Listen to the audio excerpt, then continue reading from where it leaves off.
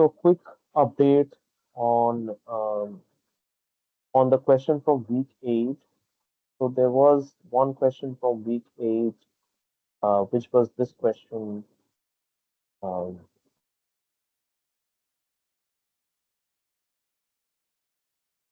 and there is a options A and B in this question are same. So some students who marked option B were given uh, incorrect um, and lost marks. So I have reported this to the NPTEL team. They have reached back to me saying that they will be doing the needful. So hopefully this issue will get corrected. And if you have marked option B, then hopefully you'll be awarded right marks for that. So with that said, let's look at week 10. Uh, uh, as per our usual style, I'll briefly go over the theory of this, uh, the kind of the material in this week, covered in this week, uh, not in a lot of detail, uh, in uh, in uh, in in brief. Uh, then we'll look at the problems from this week, and hopefully uh, we can discuss some ideas about how we can uh, solve the problems. Um,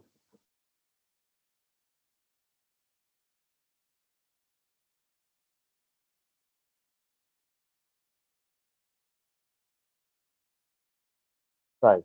Okay. So a brief look at PCA.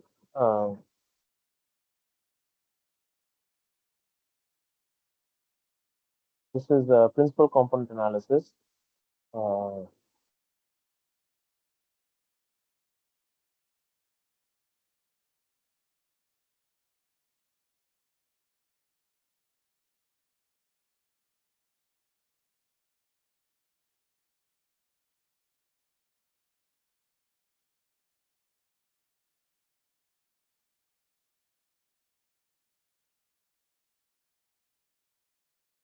so the goal of PCA is basically this. Um,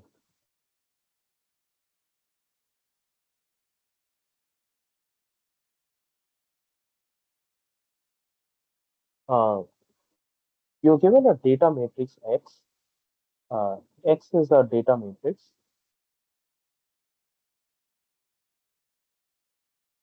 and let's say X belongs to R n cross P. Uh, P uh, uh, P is generally the number of features in the data. So, for instance, let's say uh,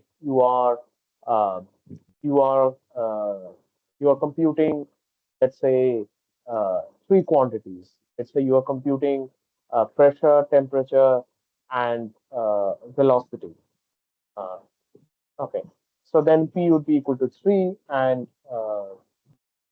uh, namely corresponding to the value of pressure, temperature, and velocity. And the n over here would be the number of observations, basically. So let's say you are performing an experiment. You can think of this. So there are multiple ways of looking at x.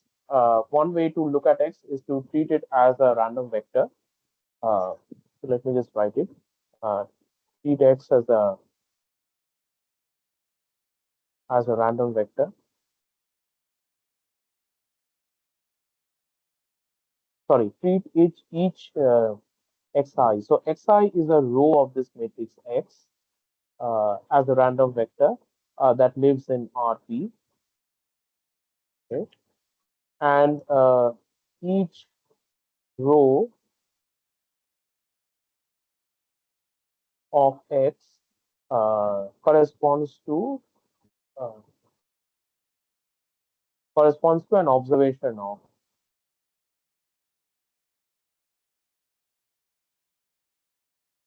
corresponds to an observation, right? So what you have is basically you have a sample of X.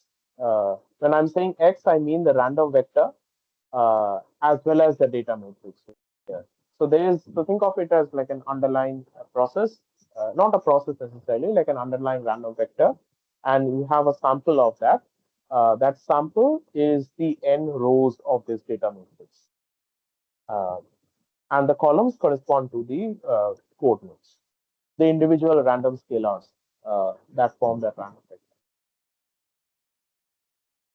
Now, so when you have something like this, so PCA is what we call a method of dimensionality reduction. So the idea of PCA is basically like this. So let's say, um, right, okay. So let's say let's draw a picture quickly. Uh, so let's say your data is in 2D. Okay, and uh, and your data is distributed like this.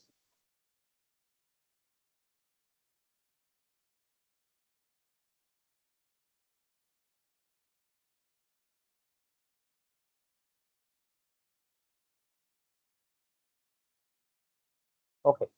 So think of this region, which looks like an ellipse, and each point over here corresponds to a data point, which is there in this matrix X.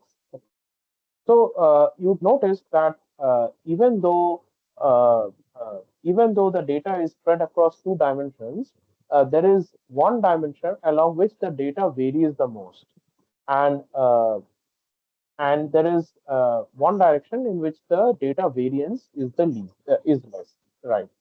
Similarly, you could also see something like this.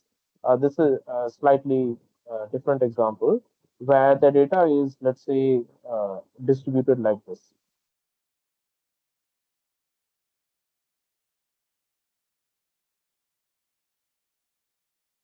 Right. So here again, the data is distributed along roughly along the major axis of this tilted ellipse, and the variance along the minor axis is less. Okay. So, so when we want to do dimensional reduction, so what is dimensional reduction? So let's say your data has 100 uh, different scalars. Okay, so let's say basically p is, let's say, 100. Okay, but you do not necessarily want to work with 100 dimensional data. So you want to reduce it to let's say 10. Okay, and uh, the advantage is, of course, that you can do data compression, you can do a lot of analysis on the data by just looking at a few dimensions of the data. But the question then arises, how to carry out such a dimensionality reduction meaningfully without losing the properties of the data. So what principal component analysis does is that uh, it uh, it tries to capture the directions in the data which correspond to maximum variance. So, in other words, what it wants to do is that uh, it will transform the data into. So, what we want is transform uh, the data by a uh, transformation, by a linear transformation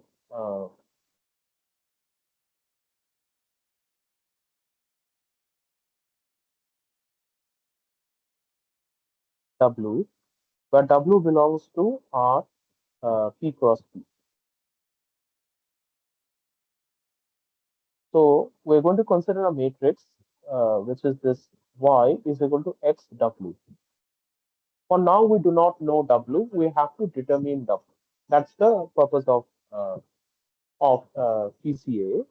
And what we want to, so we're going to solve an optimization program. And the optimization that we want to solve is basically this. Um, so we can write this W as a collection of vectors W1 up to WP. So each Wj is a vector in Rp.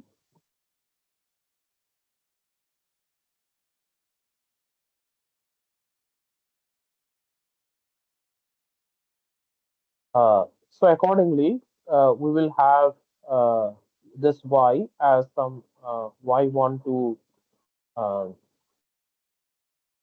this y1 to yp, where y1 is equal to x w1, and in general yp is equal to x wp. Now, what we want with respect to this w matrix is that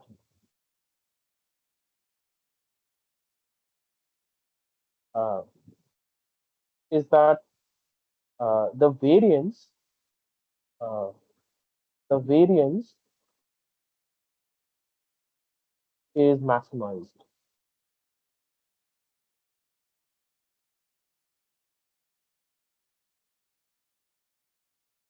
which means which means for y1 we want that this quantity is maximized. Okay, so this is equivalent to uh, solving this maximization program, x w1 transpose x w1. Uh, we also want to place a restriction that uh, uh, that uh, this that basically each of these w's are unit norm vectors, which mean that uh, wi transpose wi is equal to 1. So then we are basically solving for this. We are solving for max uh, w1 is equal to 1, y1 transpose x w1 by w1 squared norm, which is anyway just equal to 1.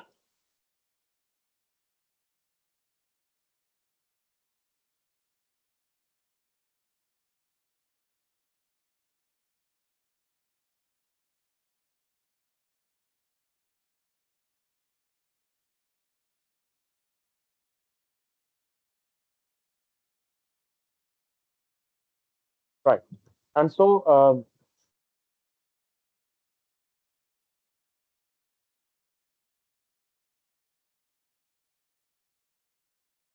right, maximized. So if you obviously x transpose x is a symmetric matrix, and being a symmetric matrix, it's always going to be diagonalizable. And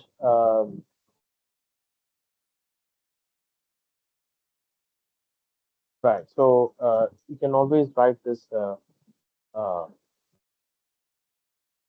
this x transpose x as being diagonalized. So write this x transpose x as equal to some p transpose dp. So you plug in the value over here. So this becomes equals to pw1 transpose d pw1 by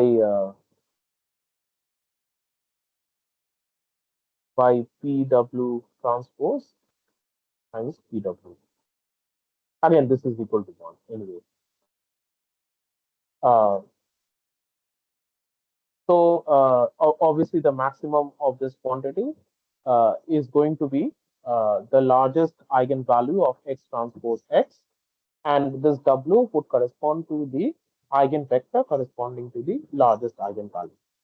So recall that we saw this in the previous weeks, that the largest eigenvalue of x transpose x corresponds to the square of the largest singular value of x. So write it. largest uh, eigenvalue of x transpose x is equal to square of largest singular value of x. So, so we have to choose this W1 to correspond to the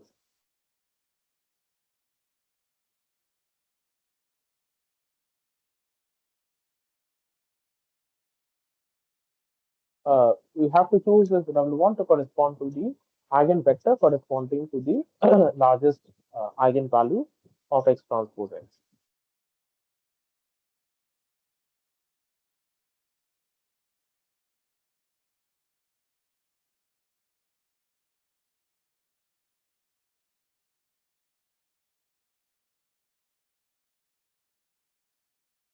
Right. Now, what about the rest of the rest of the WIs? Well, you iteratively. Okay. So there's one more thing to be mentioned here. So this uh,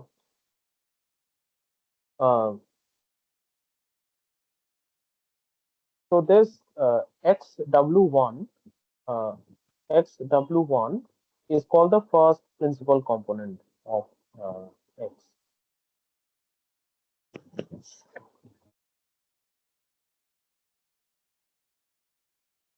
Now we have to proceed to compute the rest of the uh, principal components of x, and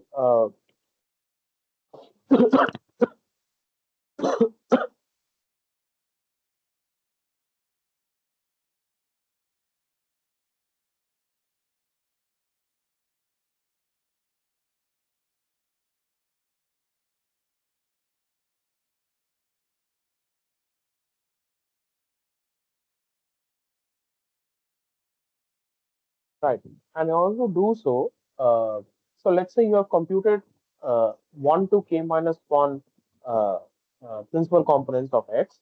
So then consider this updated matrix where xk is defined as x minus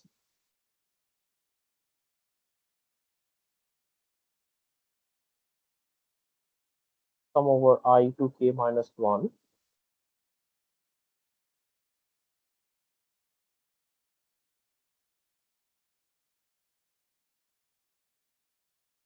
x wi times wi transpose.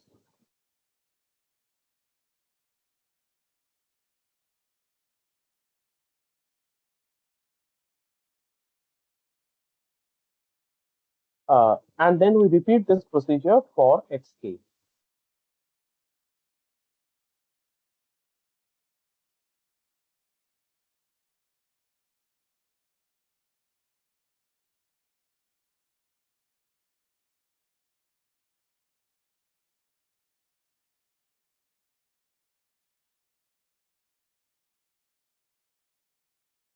Right, and it follows that the that this wk that we wish to compute is going to be the eigenvector corresponding to the kth eigenvalue of x transpose x. So uh, that's how the vectors w1 to wp are computed. But in practice, we're not going to compute all the vectors from W1 to WP because it's going to be because we want a reduced dimensionality. So oftentimes, what we do in practice is that given this data matrix X, we will compute an SVD of X, and we look at the singular values that we obtain through this SVD.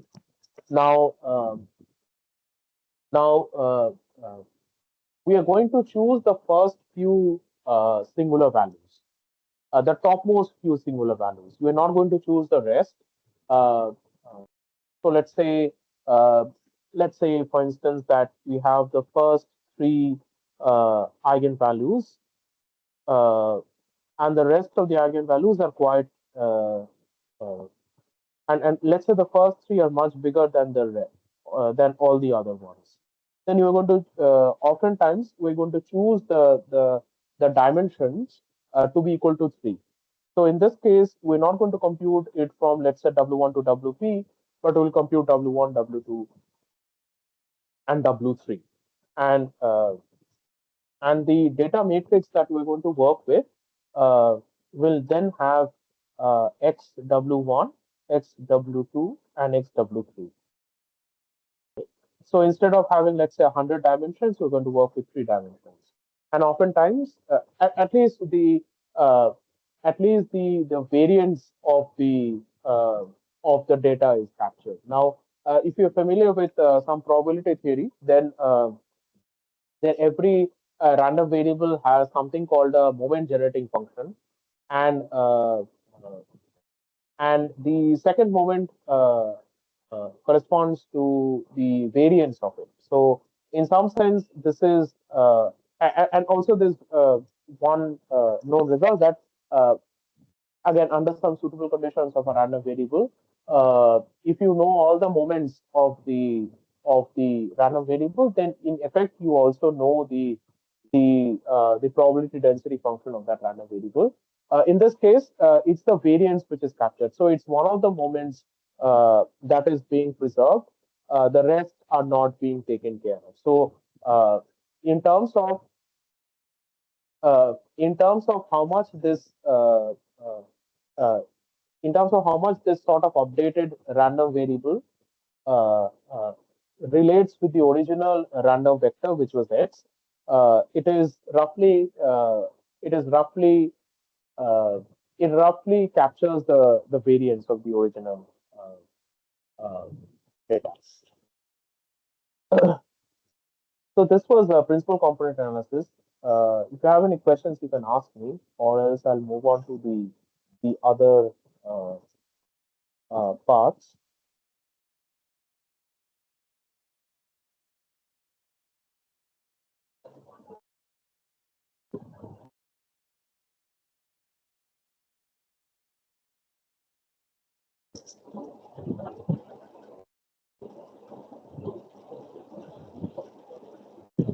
Okay. So one of the other things that was discussed in this week was this particular problem, which is we've seen this problem before, which is ax minus b uh, computation. So so oftentimes this could be an underdetermined system. So an underdetermined system means that there are less variables and more equations. So what this means is that A is some matrix R m cross n, where m is greater than or equal to n. So this X lives in some subspace Rn, which is contained in a bigger space Rn, right? And so and then if B, so if B lies in the range of A, then of course this quantity is zero.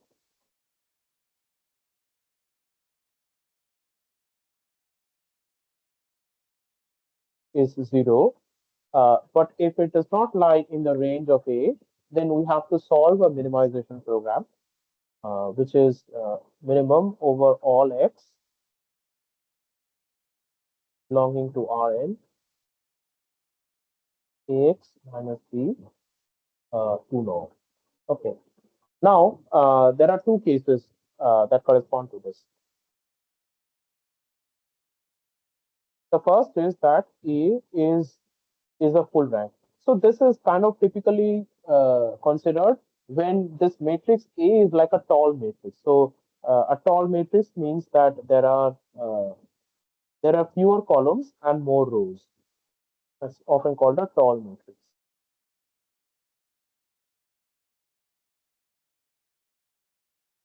Uh, So there are two possibilities. So one is that A is a full rank matrix. Uh, so so for a tall matrix, if we say that that A is a full rank matrix, that means that the rank of the matrix, or that is the rank of the column space of the matrix, is equal to the number of columns. So uh, A is rank n. Okay. So if A is rank n, then the solution to this thing, to this problem, is known. Uh, it was discussed in one of the previous weeks. It is equal to the pseudo inverse of A times B. And the pseudo inverse in this case has a closed form expression, which is it is equal to A transpose A inverse A transpose. Okay. Of course, notice that A transpose A has the same. A transpose A is an n cross n matrix, and the rank of A transpose A is equal to the rank of A. Right? So you can only take the inverse. You can only take this inverse if A transpose. Sorry, you can only take the inverse if A is the rank n matrix. So the column spaces have to. So the column rank has to be n for A. Uh, but of course, uh, uh, in reality, it may not be the case that A is rank n. So the second case is when the rank of A is some R which is less than or equal to n. Okay. In this case also, it is equal to A transpose B. Sorry, A pseudo inverse B. But the pseudo inverse has a different expression, and we're going to see what that expression is. Um, so, give me 1 second.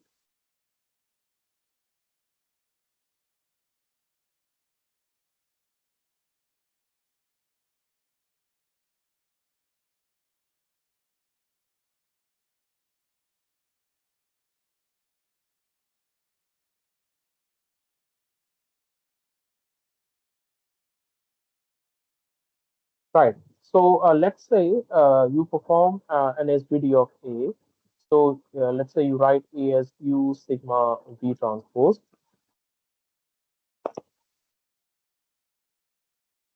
Then we want to solve U sigma V transpose X minus B uh, norm squared. So you can. So of course, U is an orthogonal matrix, right? Uh, and so if you multiply both sides with U transpose, it's not going to change. Um, because it's an orthogonal matrix, so if you multiply with U transpose, then U times U transpose will become 1, right? And you get this, you get sigma times V transpose X minus U transpose V norm squared, right? Um, so let's say you write V transpose X as equal to Y,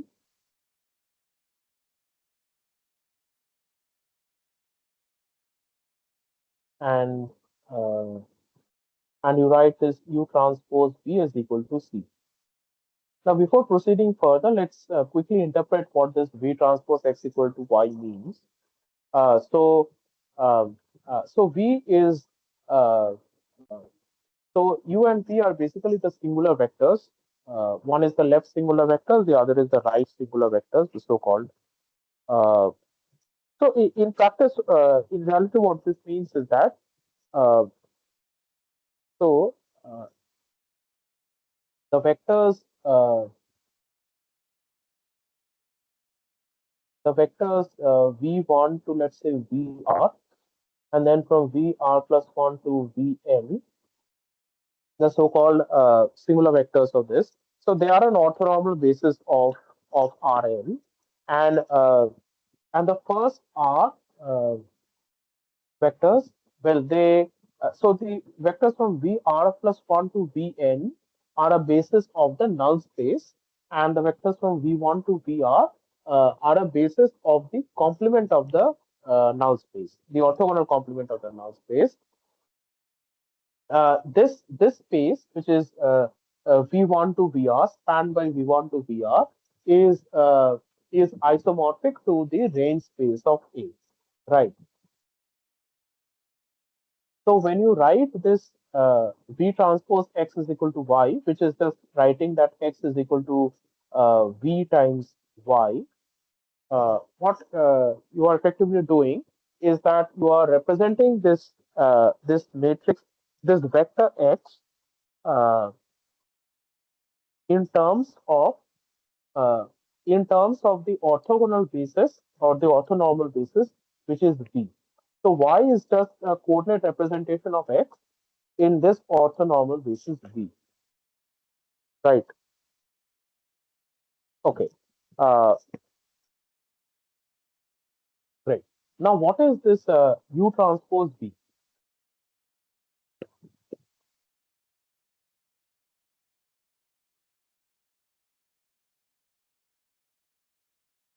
Well, notice that what is U? So if you interpret this U, so U is basically an ortho. So U is an orthonormal basis. Let me quickly write it down. U is an orthonormal basis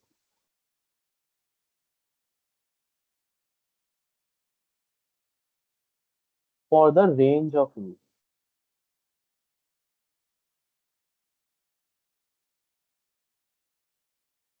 Okay. So if you have an orthonormal basis for the range of A, uh, then what is U transpose B? U transpose B is the projection of B on the onto or not onto, yeah, is the projection of B onto the range space of A. This U transpose B is the so think of it in this way, that this is your range space of A. This is the range space of A. You have some vector B over here, and this range space of A, the collection of vectors U are an orthonormal basis for it. So then the projection of B on this U, the orthogonal projection of this, is going to be is going to be U transpose B. Okay.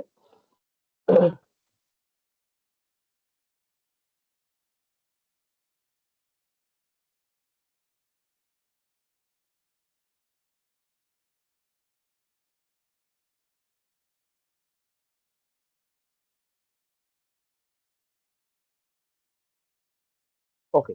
Now, with that said, let's solve for this system now. So now we want to solve for sigma y minus c, right? Where C is U transpose B and this is this. Okay.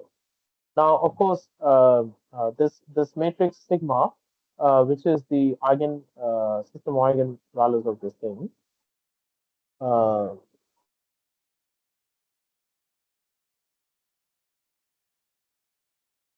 yeah, this is going to look like sigma 1 to, let's say, sigma r, and you can append some zero. You can append a zero matrix over here. So uh, it's going to be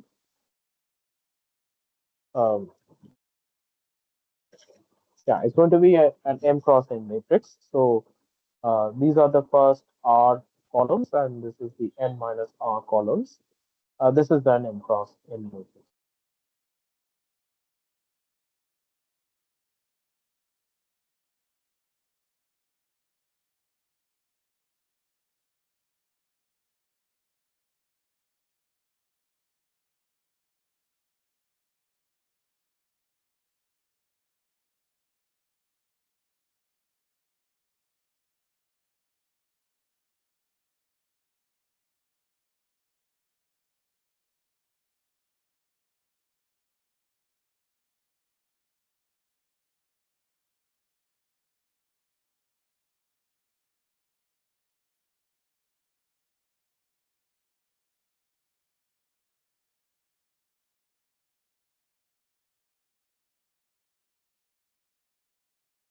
So this is so the square of this quantity is equal to sigma 1 y1 minus c1 squared plus up to sigma r yr minus cr squared.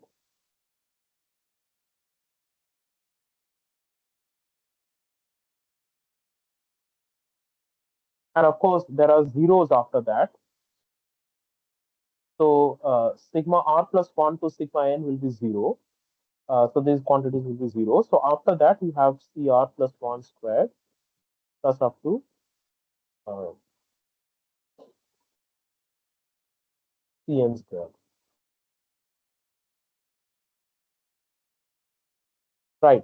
So in order to, it's clear now that in order to minimize this quantity, uh, what you can do is you can set sigma I yi to be equal to ci for I from 1 to r. So yi is equal to ci by sigma I. Okay. So one quick thing to note over here is that typically when the rank of R is less than n, uh, then uh, then if you want to solve this minimization problem, min over x, ax minus b norms, then this will not have a unique solution, right? Uh, because of course now uh, uh, you can add any quantity, you can add any vector which lies in the null space of A, and that will also give you the same result. So what we want in that case um, is we want this minimization program along with the minimization program that x is also that norm of x is also minimized. The norm of x should also be minimized.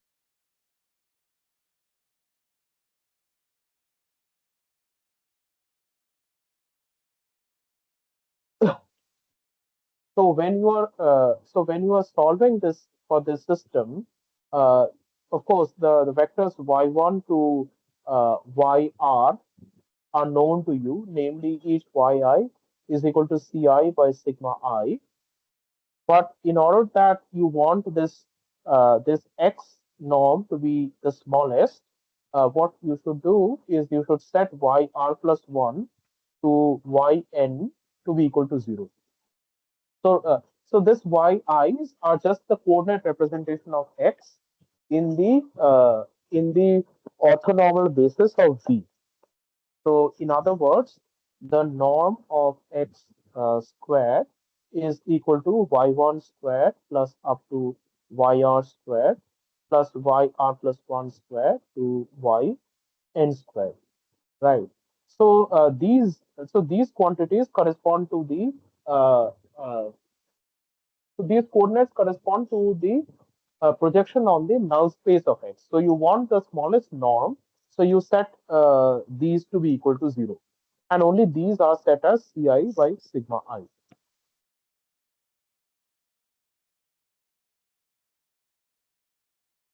So, um,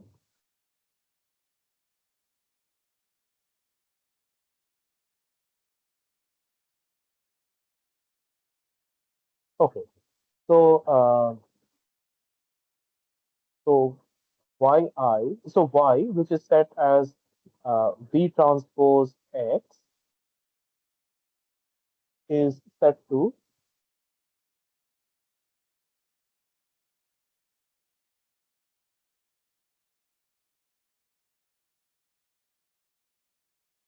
is set to this quantity sigma plus of u transpose v. So what is sigma plus? So sigma plus is just the uh, so if this was your singular value matrix, you just take inverses now. Sigma 1 inverse to sigma r inverse, and these are zeros, right? Um, and U transpose B is just C. So if you multiply this with this, you will get that each of these yi's become equal to Ci by sigma I, right? And so therefore X is equal to V times uh, the pseudo inverse of this matrix U transpose B.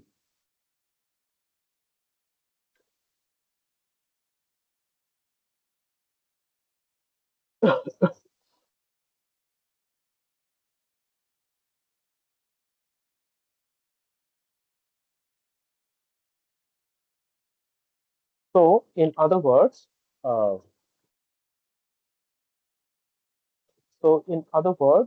X is equal to A transpose A pseudo inverse B, where the pseudo inverse in this case is equal to V uh, U transpose.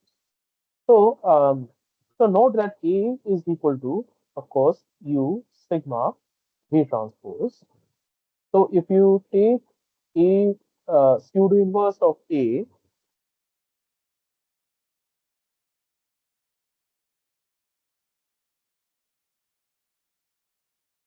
uh, then of course you get this quantity.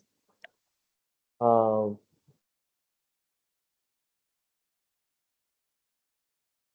right. There's one thing that I wanted to mention. Just give me 1 minute.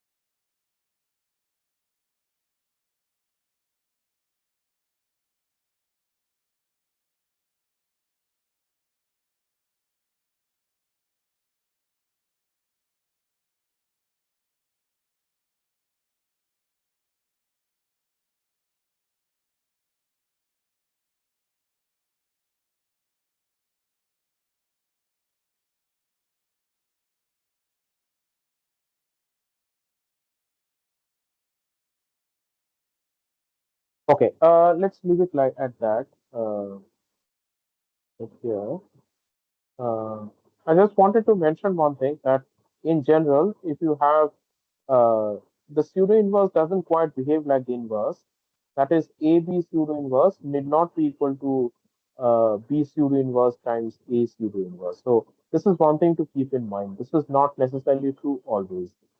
There are certain sufficient conditions under which it is true, but not true always. But in this case, you do see that uh, uh, we are getting this over here.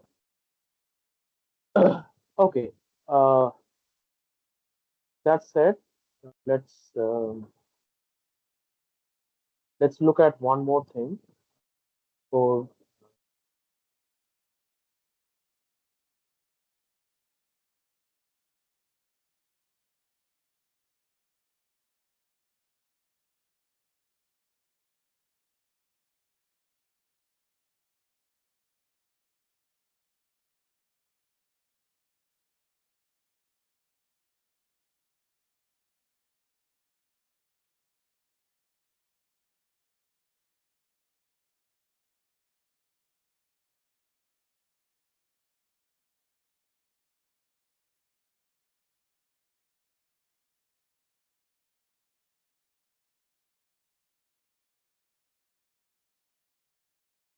yeah, which is the so-called power method.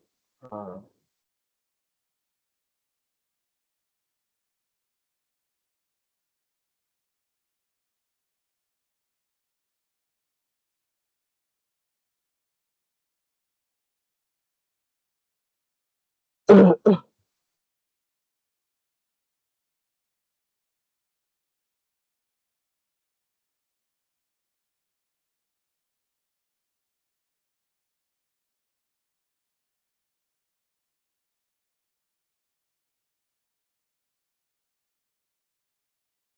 right.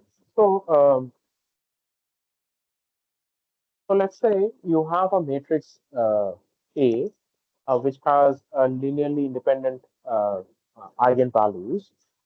So that now, if you start out with any vector v, you consider these iterates a, b, a squared, b, and so on. So, because the matrix A, by assumption, has linearly independent eigenvalues, you can write this V as equal to some C1. Uh, uh, let's call these as Q rather than V. Better. And let's say you have a basis of eigenvectors, which is U1 to Un. This is the basis of eigenvectors. So you can write any arbitrary vector as C1 U1 plus up to some Cn Un. Um, then in general, if you do a power j of q, that is equal to C1 times a power j of V1 plus up to Cn a power j of Vn. That is equal to C1 lambda to power j, lambda 1 power j. V1 is the eigenvector of lambda 1, V1, not V1, sorry. This should be U1. I'm writing this as U plus up to Cn lambda n power j Un. Okay.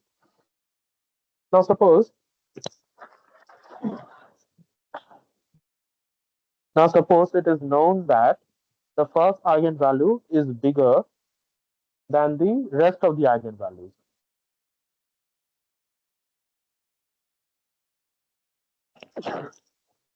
Sorry, just give me 1 minute.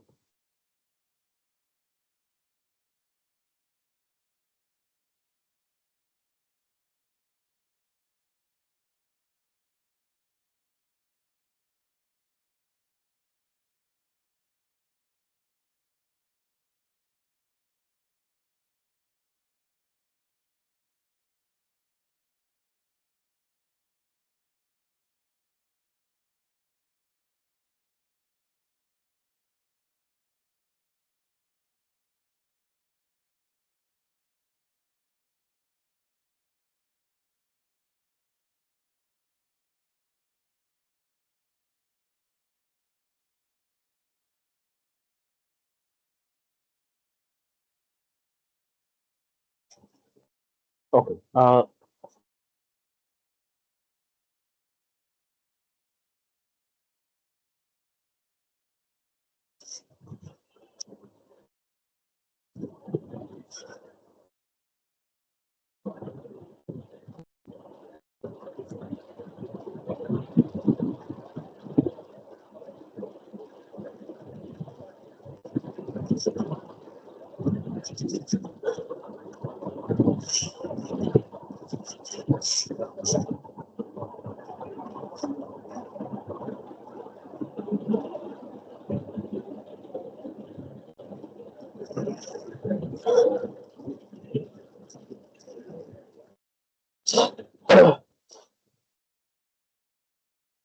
Sorry.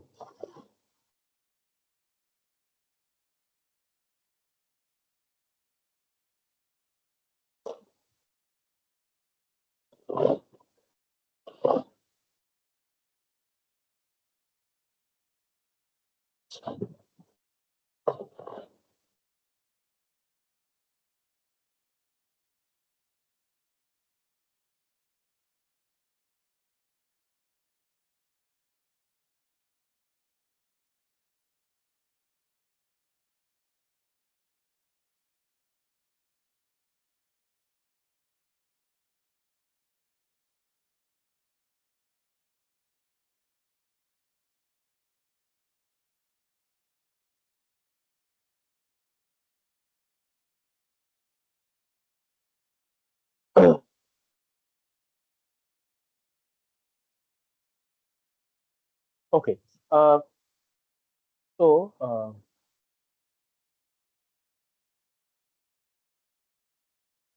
right. So let's denote this, denote by Qj, Aj of Q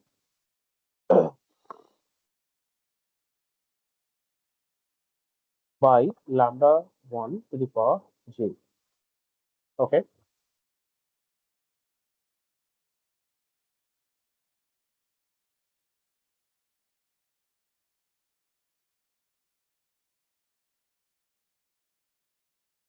Right. Then,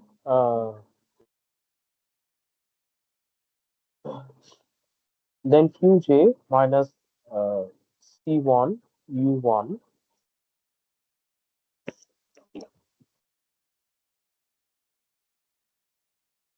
is equal to sum over of uh, lambda I to the power j by lambda 1 to the power j Ci Ui, where I runs from 2 to n. Okay. And so if you take the norm of this quantity, then Qj minus C1 U1 norm is less than or equal to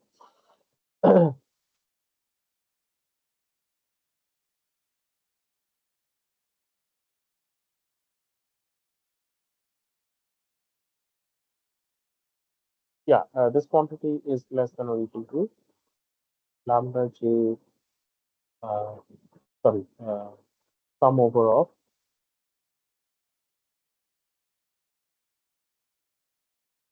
lambda I power j by lambda 1 power j Ci Ui. Okay. Now, of course, as j tends to infinity, you would notice that the quantity Qj tends to uh, tends to C1 U1. Okay. Now, this gives us a way to uh, to basically compute the eigenvector corresponding to uh, this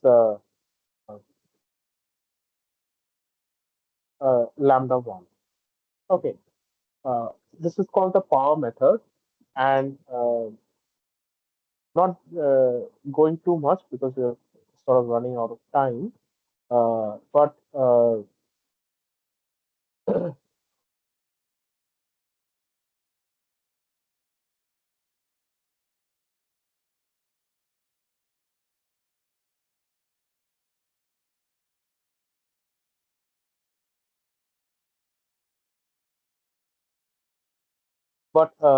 we can roughly say that the rate of convergence of this quantity uh, C1 U1 to uh, basically Qj tending towards C1 U1 is roughly equal to mod lambda 2 by mod lambda 1.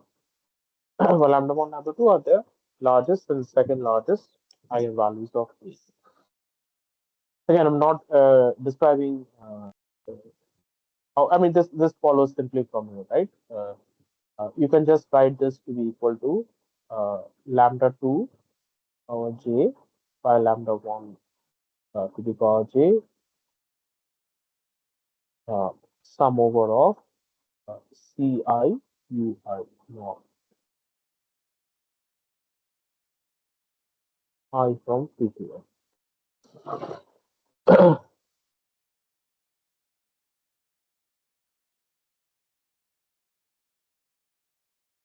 Right. So effectively, what is happening is that at each iteration, uh, so at each iteration, the value is roughly diminishing by lambda 2 by lambda 1. Okay. I think uh, I think this is roughly uh, that. Won't go into too much more details.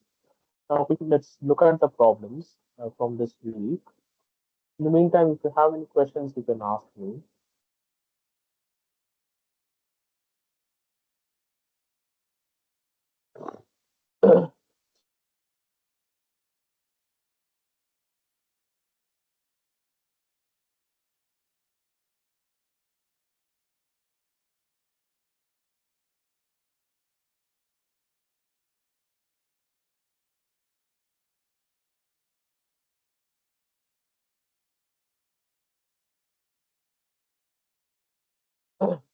Okay.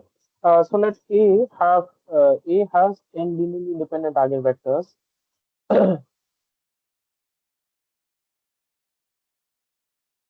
Okay. Now, which of the following statements is true? If the initial column vector Q0,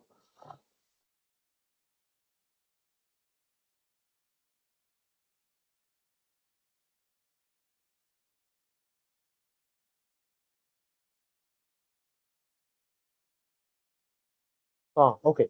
If Q0 is the eigenvector V2, okay. So let's say Q0 is equal to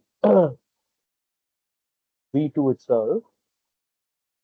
Uh, then what is uh, then what is Qj? Well, Qj is defined as a power j times Q0 by lambda 1 to the power j. Okay. But Aj of V2, well, this is equal to lambda 2 power j times b by lambda 1 power j. So it says that then the power method will not converge. That's not true. The power method will converge and it converge to 0. Okay. So basically, Qj tends to 0. So you have to note over here that Qj will always tend towards uh, C1 V1. Okay. Uh, of course, as J tends to infinity. Uh,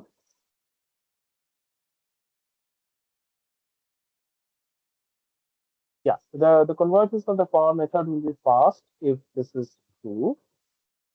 Uh, if lambda 1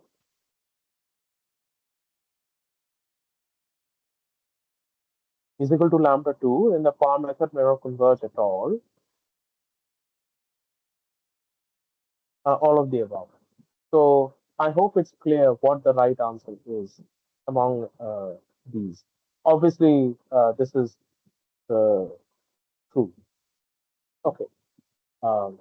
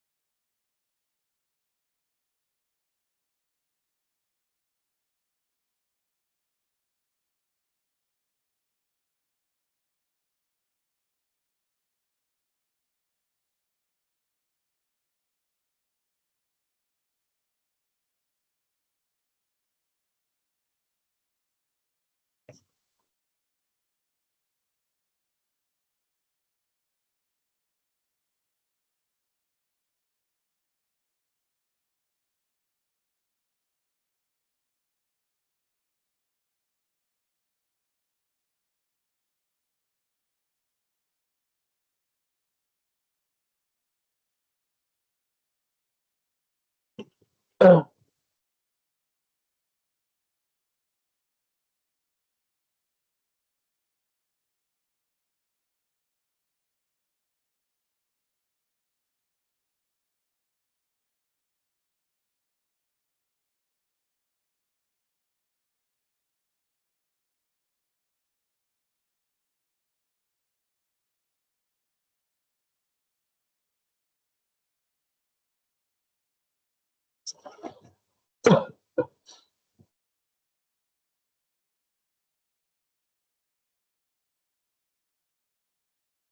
give me 1 minute.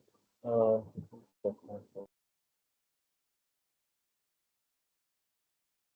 yeah, I'm sorry. Yeah, this uh,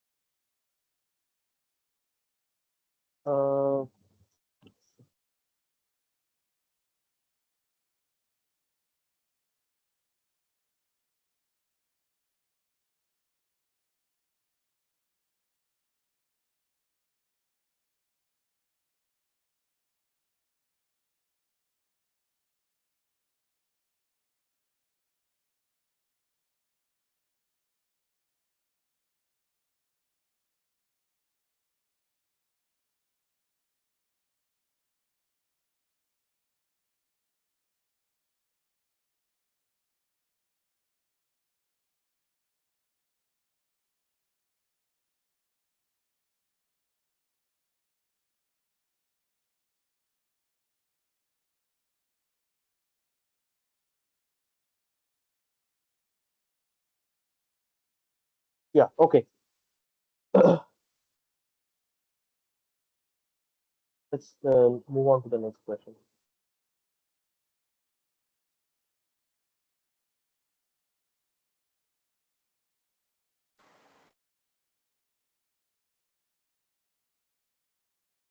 Excuse me. Yes.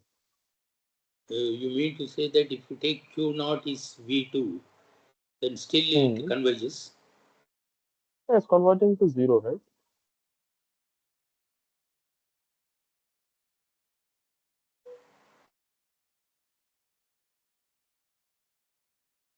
What is Qj? Qj is a power j times Q0 by lambda 1 to the power j, right? Yes. By definition. Hmm. And in j power p2 is lambda 2 power j times b upon lambda 1 power j. Right. Now it's given that lambda 1 is bigger than lambda 2 in norm. So obviously this quantity will drop to zero. Right. Hmm. Is it clear? Okay.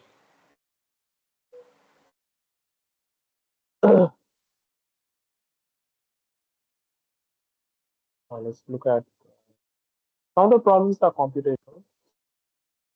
See, look at this problem. Problem 9. Let's consider the following least squares problem, which corresponds to the best fit line.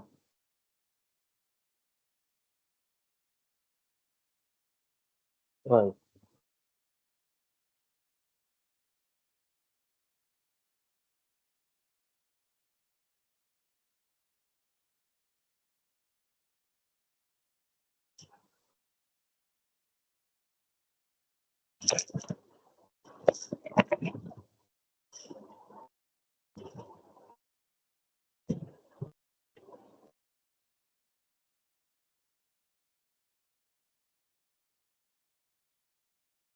Hmm.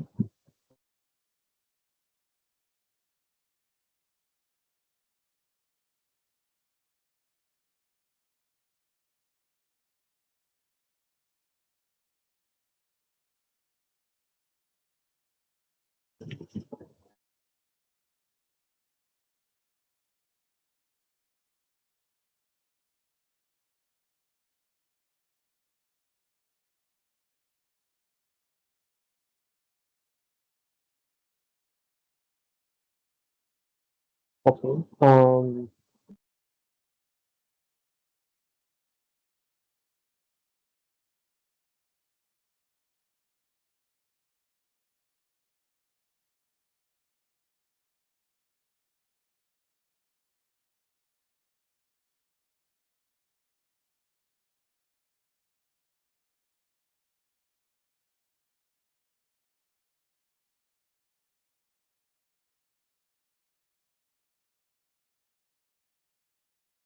Yeah, you have to solve for this. And this is precisely what we described over here. The least squares problem, uh, where A is equal to 1, 2, 1, 3 by 2, 1, 4, and B is equal to 1, 1, 1. Okay. Um,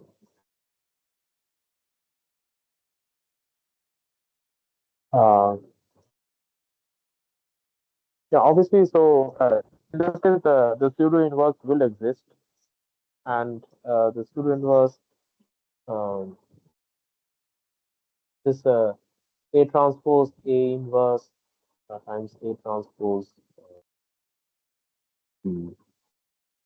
So this is what we are looking at. Uh, um, so yeah, I guess you have to do this computationally. I think there's an easier way to solve this.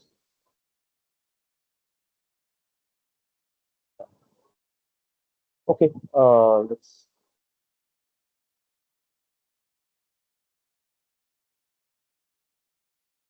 look at some of the other problems. Uh,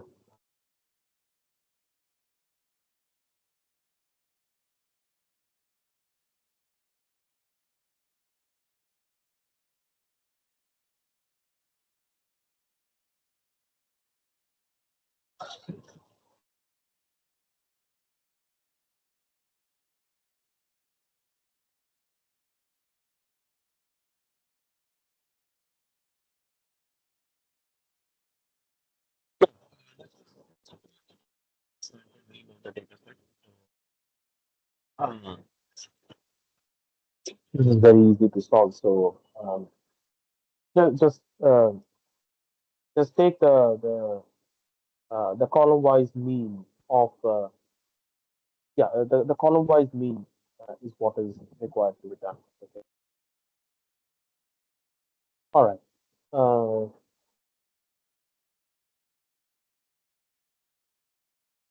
What's the problem?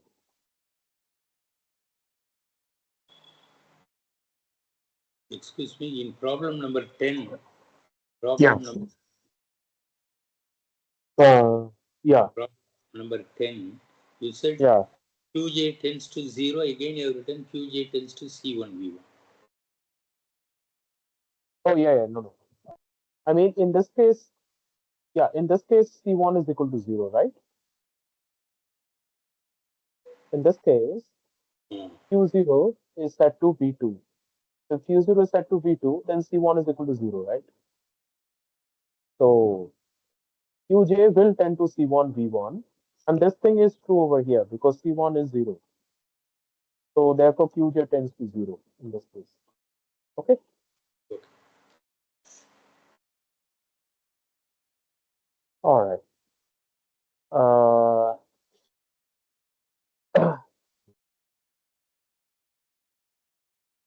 find the pseudo inverse of the column matrix A.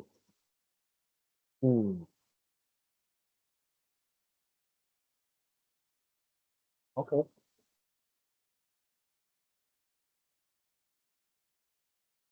Hmm.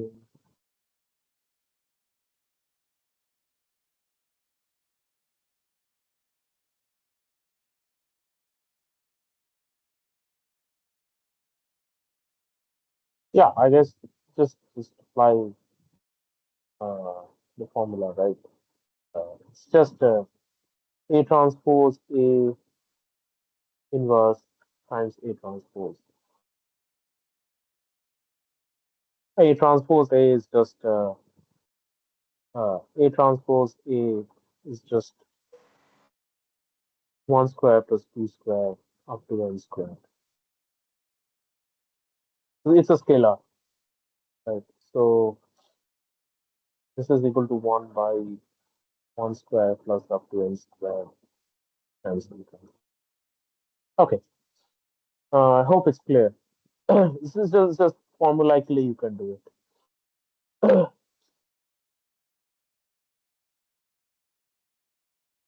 All right, let's look at this problem.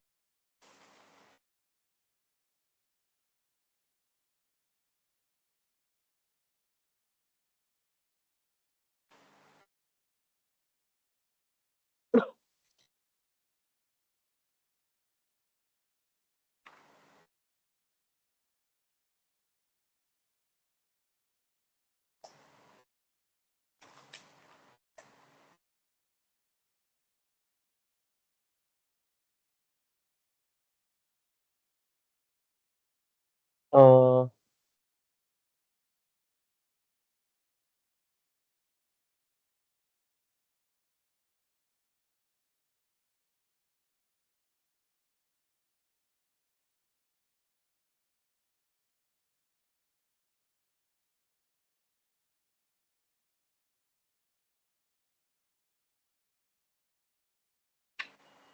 Excuse me.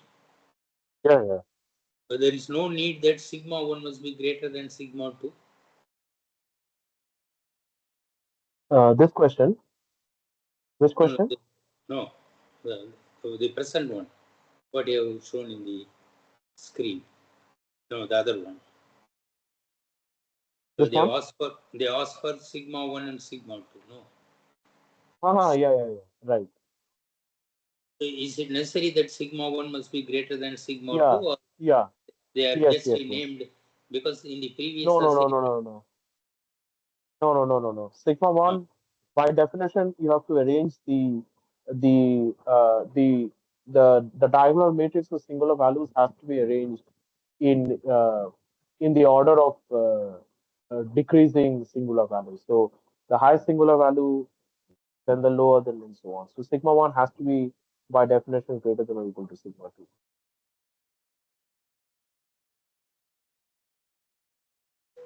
but here it is not coming so. Oh, okay. Hmm. Hmm. Mhm. Yeah. Yeah. So there is this option, right?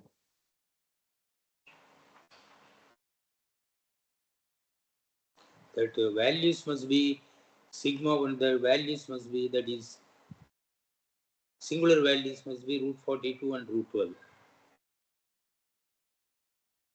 Yeah, I mean that is one case. I mean I don't know what is the answer. Maybe you have solved it. Uh, yeah, this is yeah. The other ones seem to have this is also the case, right? Sigma one is greater than equal to sigma two. Sigma one is greater than equal to sigma two. Okay, there they are greater, sigma 1 is greater, but we should get Mm-hmm. those two values, singular values. Yeah, yeah. You But should get those two singular values. That's right. Yeah. those two are not coming as singular values. Ah, okay, okay, okay. Then what is coming as singular values? Is it between options B and D? Yes, root 18 and root 52 are coming as singular values of the Root matrix. 18 and root 42. That's Root, not even given as one. root Huh? 18 and root 52. 52. Ah, okay. Yes.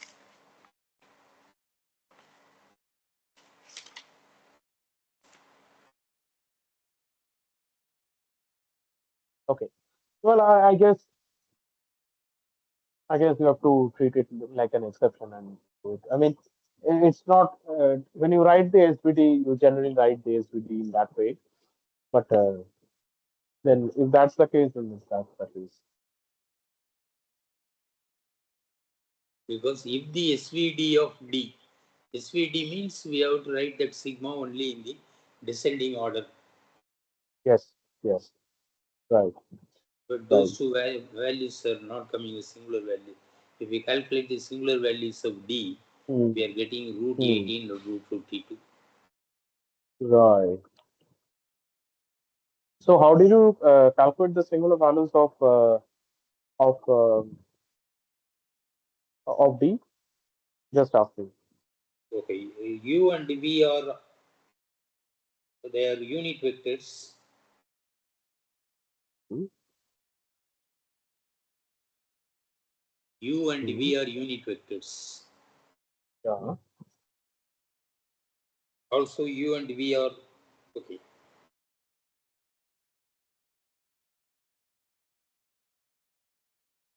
Well, I'm just asking you. I mean, you don't have to tell me how you did it.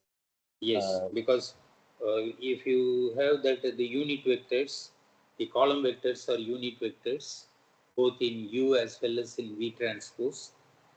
yeah. And d of V1 equal to sigma 1 U1, Hmm.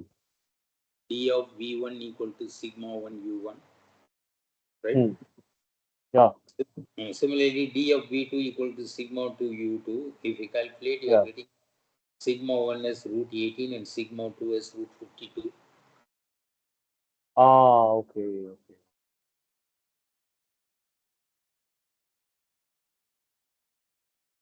Right. Okay. Then I guess yeah. I mean, it's not the norm, but okay. If the option is given like this, then that's what you have to go for. Okay. Let's move on to the other questions.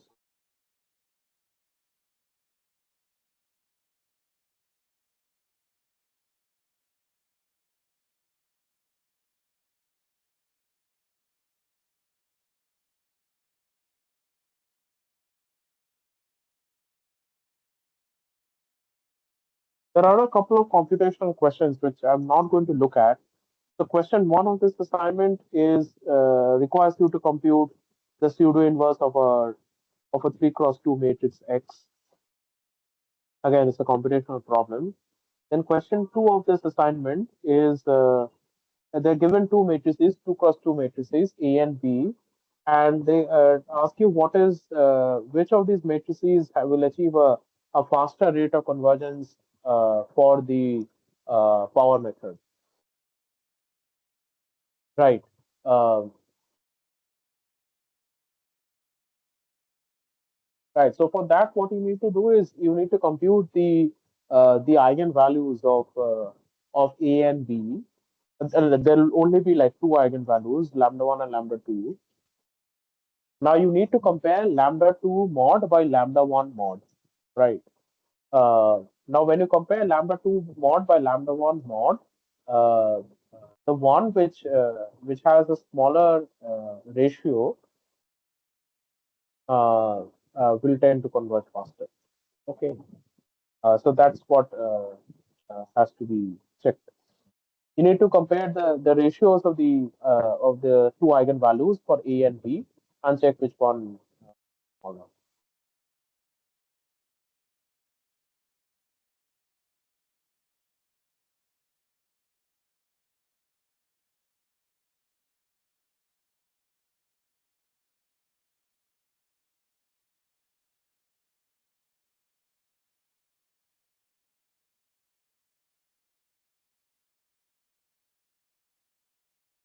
Problem number 4. Yeah,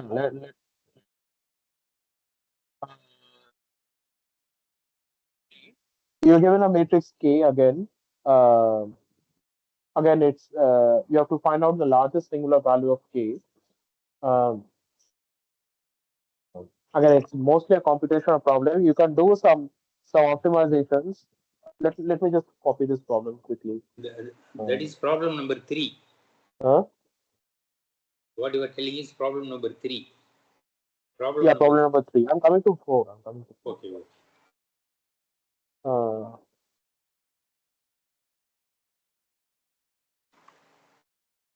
yeah. So this is the matrix to be considered. So quickly you can check one thing that the matrix on this right, if you factor out a certain scalar, it becomes an orthogonal matrix. So this is 2 minus 2 2, 2.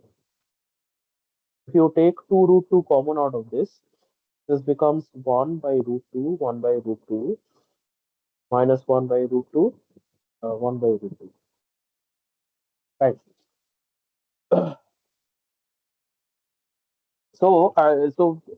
As a general rule of thumb, uh, if you have any matrix, if you're given any matrix A and you multiply it with any uh, orthogonal matrix, then the singular values are not going to change, obviously, right?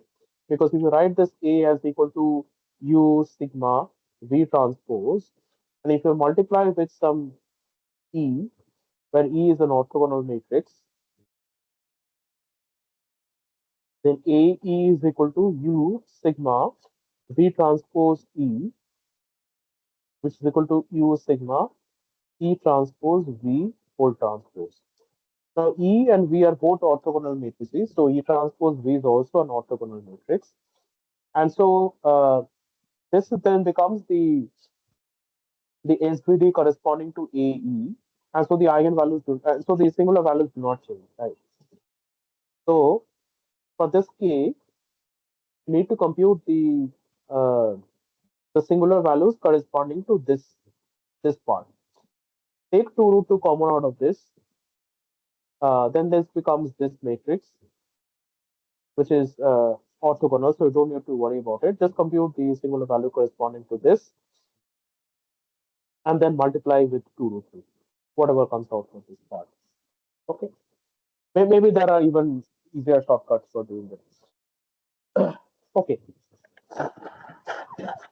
just give me 1 minute.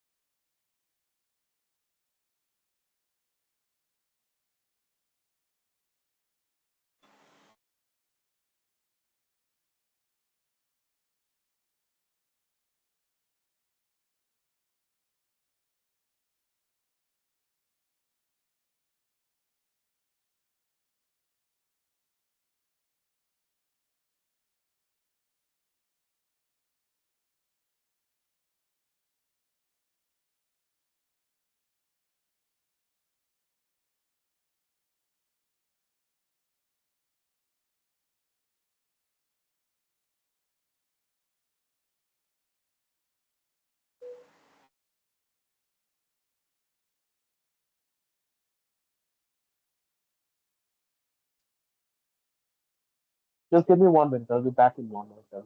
Not so well to do.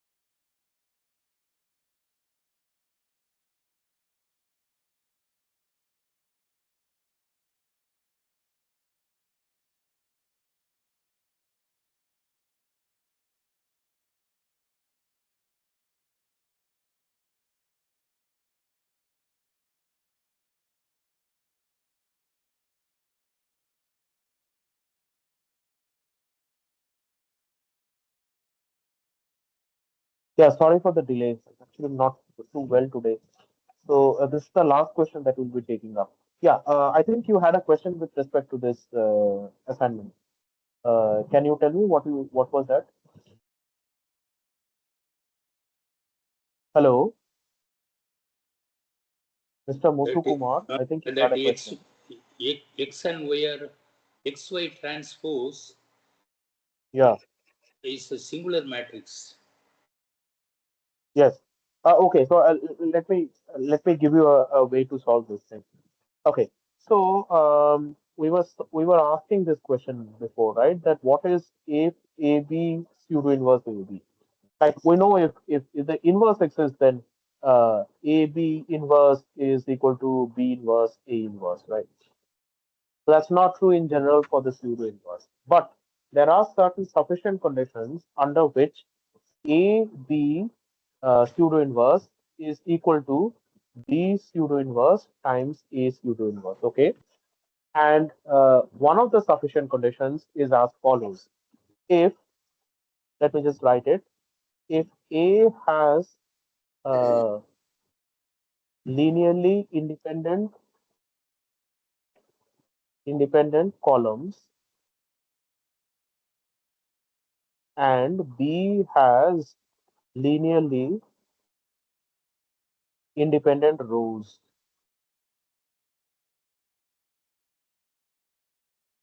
then A B pseudo inverse is equal to B pseudo inverse times A pseudo inverse. Okay. Okay. Now X is it's a column matrix, and Y is a row. Y transpose is a row matrix, right? Yes, So this condition is satisfied, right? Now you just have to non-zero apply. Sorry, what? Yeah, yeah. because I assume, yeah, they're non-zero. So of course mm, this condition is satisfied. Now you have to apply this. Yeah. Okay. So this will be equal to uh, xy transpose pseudo inverse is going to be equal to y transpose pseudo inverse times x pseudo inverse. Okay.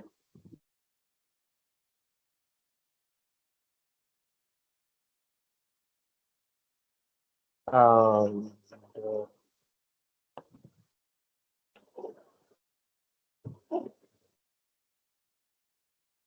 so one of the options is matching from A, B, C, D. I leave it to you to determine the answer. Okay.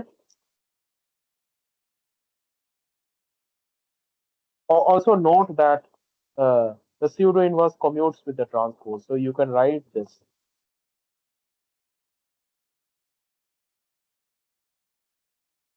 Okay. This should be very simple now because uh, X and Y are just are column matrices. X is a column matrix, Y is a column matrix. So what is the pseudo inverse for a column matrix? It's just you have to find that and compute this. All right. Hope it's clear. Okay. I'll leave it at that for this week. If you have any questions regarding this week, you can ask me next week.